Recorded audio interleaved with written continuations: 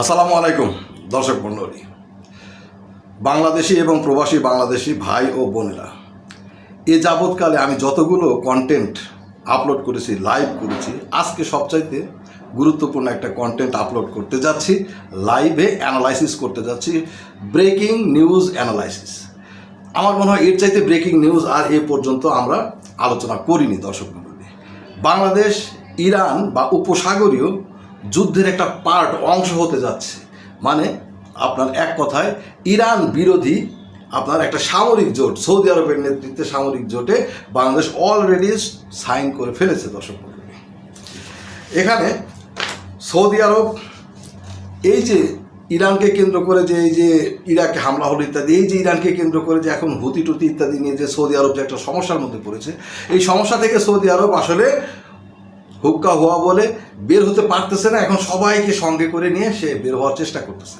এক কথায় এই অ্যালায়েন্সটার নামটা হচ্ছে multi national maritime defence alliance, MMDA, multi national maritime defence alliance, বহুজাতিক নৌ প্রতিরক্ষা সামরিক জোট, বহুজাতিক নৌ প্রতিরক্ষা সামরিক জোট। দর্শক মণ্ডলী, নট এ ম্যাটার অফ জোট, এটা একটা সামরিক জোট। ডাইরেক্টলি এক কথা, এটা একটা সামরিক জোট। এই সামরিক জোটে বাংলাদেশ অলরেডি সাইন করে ফেলেছে। দর্শক মণ্ডলী, কীভাবে আসেন, এই সামরিক জোটটা তৈরি করার জন্য সৌদি আরব গত রোববার 51টা দেশকে দাওয়াত করেছিল তাদের সাথে আলোচনায় অংশ নেওয়ার জন্য, অনলাইনে 51টা। তার মধ্যে 43টা দেশ আলোচনায় অংশগ্রহণ করেছিল। দর্শক মণ্ডলী, আলোচনায় 43টা দেশ অংশগ্রহণ করার প্রেক্ষিতে আপনার মনে করেন এ পর্যন্ত 14টা দেশ আপনার মনে করেন যে এই সৌদি আরবের প্রপোজালে সম্মতি দিয়ে অলরেডি সিগনেচার করে ফেলেছে, এই সামরিক জোটের অংশ হয়ে গিয়েছে। তার মধ্যে বাংলাদেশ একটা।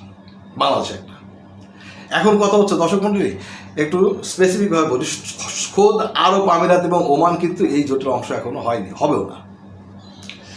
তারপরে খোদ আপনার মনে এই জোটটা যে পিছন থেকে কলকাঠি কে নাড়তেছে আপনারা বুঝতেছেন। হ্যাঁ, আমেরিকার পররাষ্ট্রমন্ত্রী সরাসরি এটা হ্যান্ডেল করতেছে সৌদি আরবকে সামনে রেখে।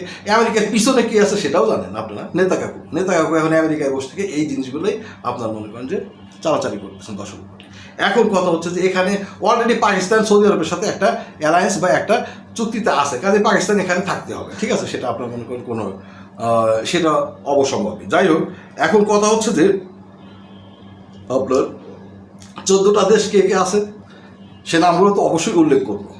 তার আগে এখানে ইন্দোনেশিয়া নাই, কে কে নাই সেটা আগে বলি।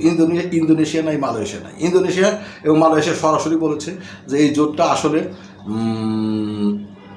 আগে প্রথমেই বলিনি, এই জোটটার মধ্যে কিন্তু ইরান বিরোধী যে আমি কথাটা লিখেছি, কার্যক্রমটা ইরান বিরোধী হবে, তবে এইটা ইরান বিরোধী এই টাইপের কোনো কিছু লেখা নাই, কোনো দেশের নাম লেখা নাই। বলা হচ্ছে বাব এল মানদেব প্রণালীকে মুক্ত রাখা, লোহিত সাগরকে মুক্ত রাখা, এই দিক দিয়ে বাব এল মানদেব লোহিত সাগর দিয়ে আপনার মনে করে চলাচলকারী সৌদি আরবের যে তেলের ট্যাঙ্কার, জাহাজ ইত্যাদিকে আপনার মনে করেন ঝামেলা মুক্তভাবে আপনার চলাচলের জন্য এই জোট সর্বতভাবে সহায়তা করবে।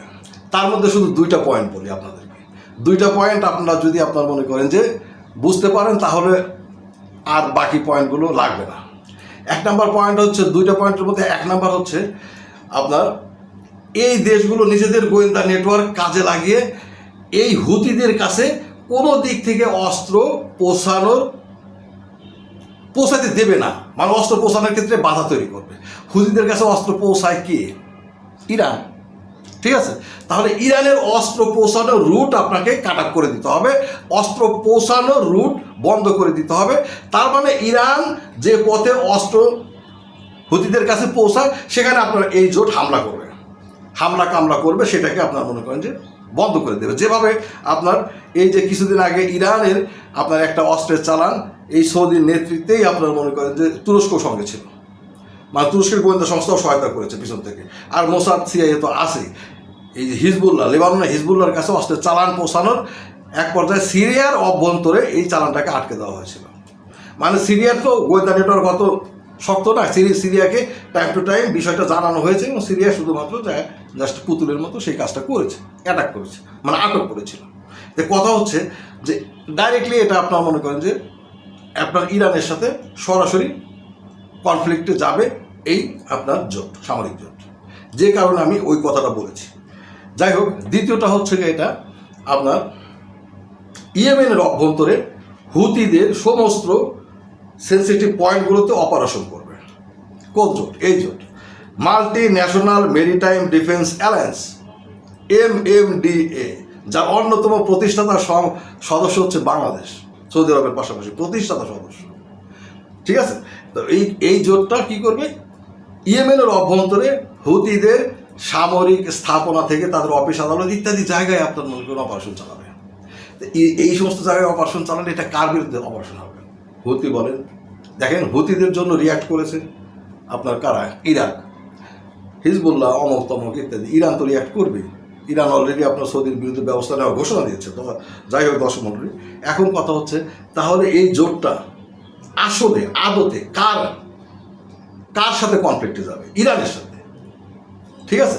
তো ইরানের সাথে কনফ্লিক্টে যাবে। ইরানের সাথে কনফ্লিক্টে গেলে ইরান যাকে যেভাবে পারে, এখন ইরান কিন্তু একটা কথা সরাসরি বলছে, আপনি পরোক্ষ বা প্রত্যক্ষ, এই যে বাঘের গালিব আপনার কি আপনার মনে করেন যে স্পিকার, যিনি আপনার সবচাইতে বেশি সব কিছুতে আপনার ভূমিকা রাখেন আর কি পররাষ্ট্র নীতিতে, তিনি কিন্তু সরাসরি বলেছেন আপনার পরোক্ষ বা প্রত্যক্ষ, মানে সরাসরি অথবা গোপনে যে কোনোভাবেই হোক না কেন, ইরানের স্বার্থে যদি আপনি আঘাত করেন, ইরানের যদি ক্ষতি করার সাথে আপনি কোনোভাবে যুক্ত থাকেন, আপনাকে তার জন্য পস্তাতে হবে, আপনাকে তার জন্য মূল্য দিতে হবে, কোনো না কোনোভাবে আপনাকে তার দায়ভার বহন করতে হবে, তার জন্য আপনাকে অবশ্যই আপনার মনে করেন পস্তাতে হবে।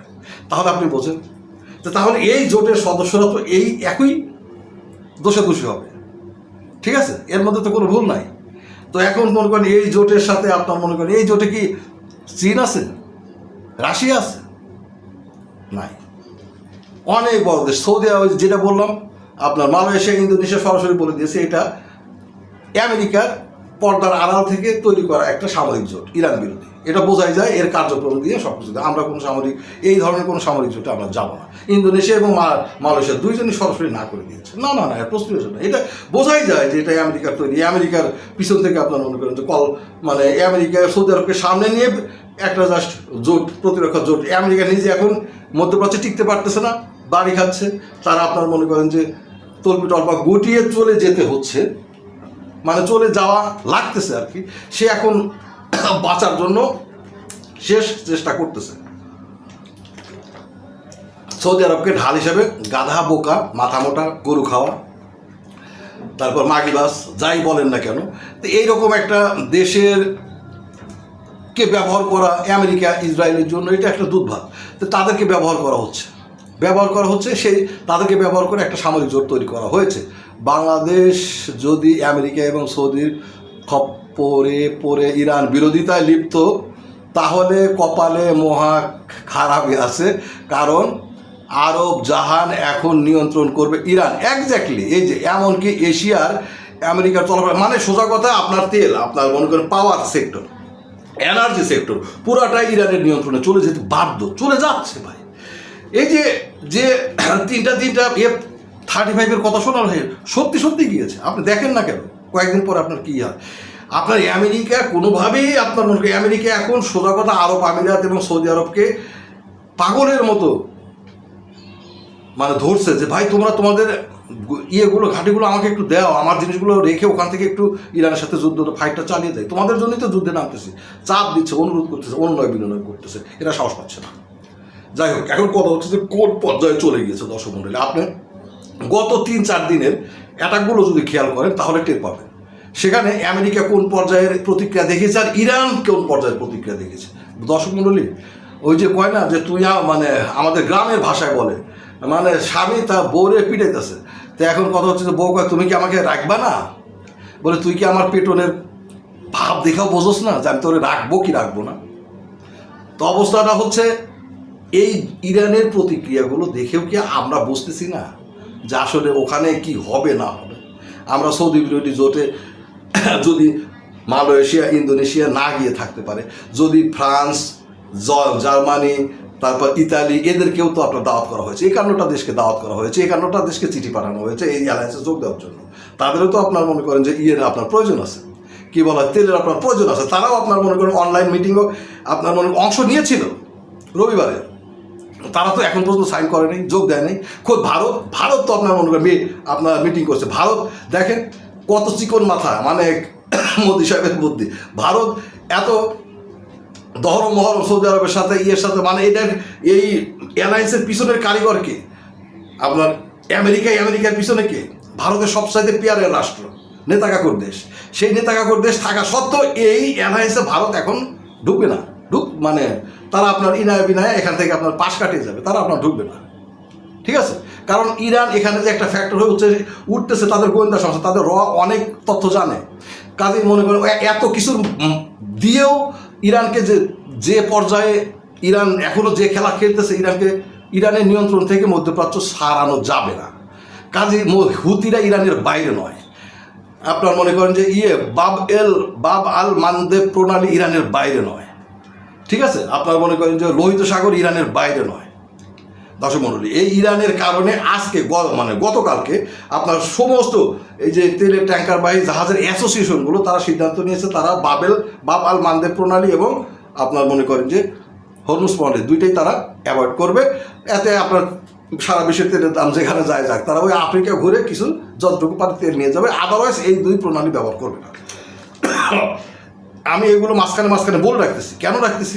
একটু বোঝার জন্য। দর্শক মণ্ডলী, এখানে আপনার মনে করেন যে আপনি দেখেন আরব আমিরাত, ওমান, এরা কেউই আপনার এখানে যোগ দেয়নি, যোগ দেবেও না।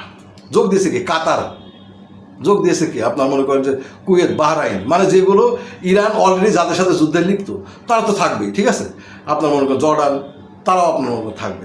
এখানে তুরস্কর নামটা আসছে, কিন্তু তুরস্ক শর্ত সাপেক্ষে। তুরস্ক বলছে আমি কোনো সামরিক অ্যাক্টিভিটিতে যাব না, কোনো সামরিক কাজ করতে। এখানে মূল উদ্দেশ্যটাই তো সামরিক না। আপনি ইয়েমেনের অভ্যন্তর অপারেশন চালাবেন, হুতিদের ঘাঁটিগুলোতে অপারেশন চালাবেন, আপনি হুতিদের কাছে অস্ত্র আসার নেটওয়ার্কটা, অর্থাৎ ইরানের সাথে হুতিদের যোগাযোগ আপনি কাট আপ করে দিয়ে রাখবেন। ইরান থেকে যেভাবেই চালান আসুক না কেন সেটা আপনি ডিস্ট্রয় করে দেবেন। এগুলো কি সামরিক না? তাহলে এখানে আপনার মনে করেন যে তুরস্ক বলছে আমি এই সকল জিনিসের মধ্যে কূটনৈতিক তৎপরতায় আমি আছি। দর্শক মণ্ডলী, আমেরিকার বন্ধুদের কপালে শনির দশা। ভাই আপনারা কি বাংলাদেশের মানুষ? আমরাই তো এখন সবচেয়ে বড় বন্ধু, কারণ যে 14টা দেশ সাইন করেছে চুক্তিতে ফাউন্ডার হিসেবে, তার মধ্যে তো বাংলাদেশ 2 নম্বরে, সৌদি আরবের পরেই বাংলাদেশ। ঠিক আছে, তারপরে আপনার মনে করেন যে পাকিস্তান তো আগে থেকেই আপনার চুক্তি আবদ্ধ। ঠিক আছে, এরপরে আসতেছে আপনার মনে করেন যে নামগুলো আপনার বলে দিই। মিশর আছে, মিশর, কুয়েত, বাহরাইন, কাতার, জর্ডান, ইয়েমেন, সৌদি। তারপর হচ্ছে কি মানে ইয়েমেনের নামটা কেন আসছে? সৌদি সমর্থিত যে সরকার তারা আপনার সাইন করেছে আর কি। ইয়েমেন মানে হুতি না। ঠিক আছে, যাই হোক, সুদান, জিবুতি, সোমালিয়া, কমোরোজ নামে কোনো দেশ আছে, এটা আমি আগে জানতাম না। কমোরোস, সোমালিয়া, জিবুতি, এই সমস্ত দেশগুলো এখানে সাইন করেছে। ইউরোপকে পুরা ইনভাইট করা হয়েছিল, তারা আপনার মিটিংয়ে যোগদানও করেছে, কিন্তু তারা আপনার কেউ আপনার মনে করেন এখন পর্যন্ত তারা অনেক কিছু আমরা দেখবো কি অবস্থা, কোন দিকে যায়। মানে আপনার ইরানের অবস্থা, ইরান যদি নতজানো হয়, ইরান যদি দুর্বল হয়, তাহলে তখন তারা একবারই আসবে, আসো সাইন করি, কারণ তখন তার ভয় নেই। কিন্তু ইরানের যে বর্তমান যে হ্যারামটা আছে, এই হ্যারাম যদি আপনার বজায় থাকে, তাহলে তারা এখানে আসবে না। ভারতও তাই, ভারতকে আপনার ইনভাইট করেছে, ভারতও তাই একই দিকে। আর ইয়েরা তো না করে দিয়েছে, যেটা বললাম। এখন কথা হচ্ছে বাংলাদেশ এখানে সাইন করে ফেলেছে। দর্শক মণ্ডলী, খবর আছে কি নাই এখন কথা একটা খবর নেন, ইরানের মিসাইল কি বাংলাদেশ পর্যন্ত পৌঁছায় ভাই?